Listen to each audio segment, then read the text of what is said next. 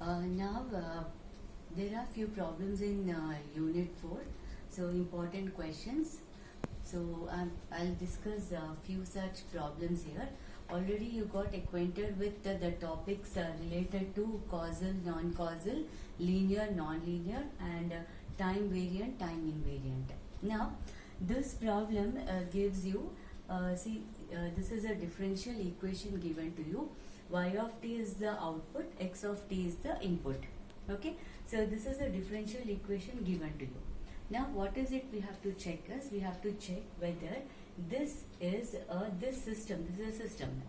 Now this system is linear or non-linear, causal or non-causal, time variant or time invariant.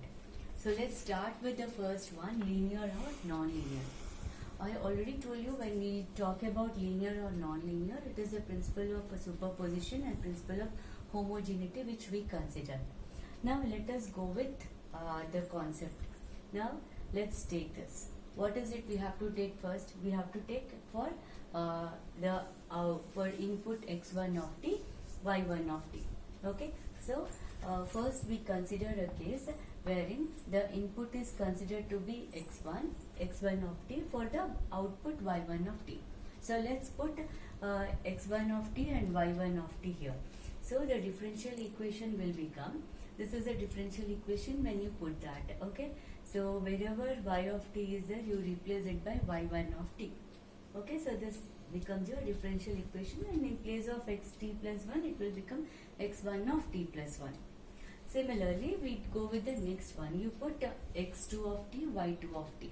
So d cube. So this differential equation will become when you put y2 of t. This is a differential equation, and this is your x2 of t plus 1.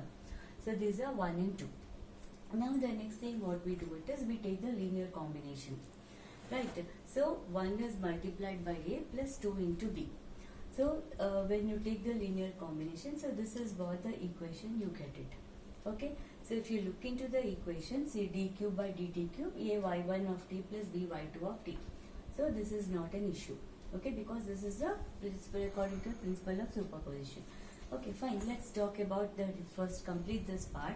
So you get the linear combination of the second term, then the third term, then the fourth term is equal to a x1 of t plus 1 plus b x2 of t plus 1. Now, if you put the input a y1 of t plus b y2 of t, okay, let's see what does it we get.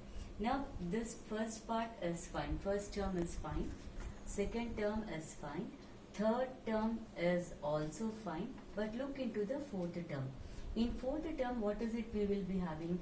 You have here it is a y1 square of t plus b y2 square of t, and the term which you get here is this whole square.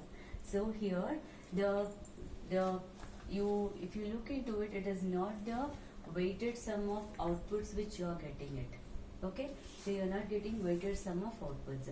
So here that means the superposition principle is not valid. So when the superposition, at least 1 point we need to get. Okay, so since the superposition principle is not valid, therefore the system is considered to be non-linear. Now the next thing we have to think about whether the given system is a causal or non-causal. Always, as I said, it all depends on the input and output. Okay. Now look into the differential equation. You have y of t as an output and x of t as an input. But for if you look into it, it is for every input. If you look into it, see here, x of t plus 1 you are having. Okay. So what is happening? The output always depends on the future value.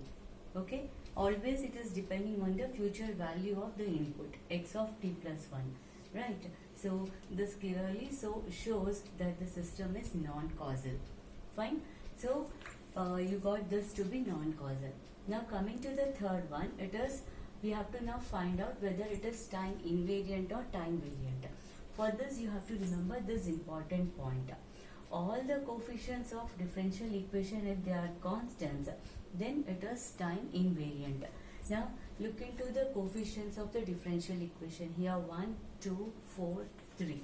So all the coefficients of the differential equation are constants. hence this is time invariant. So if you look into this system, here in this system, in this particular system, it is what? It is a non-linear, it is a non-causal and time invariant. So this is how you will be checking whether the given system is linear or non-linear, non-causal or causal, time invariant or variant. So this is one problem. We will go with a few more examples. Okay, so that will be in the next video.